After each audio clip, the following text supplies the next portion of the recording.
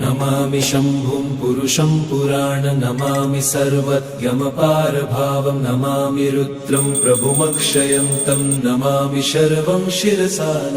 नमामि देवं परमव्ययम् उमापतिलोकगुरुं नमामि नमामि दारिद्र्यविदारणं नमामि रोगापहरणं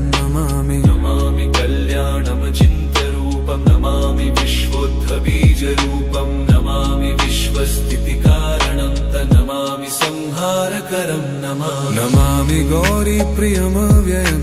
नमामि नित्यं क्षरमक्षरं नमामि चिद्रूपममेयभावं त्रिलोचनं तं शिरसा नमामि कारुण्यकरं भवस्य भयङ्करं वापि सदा नमामि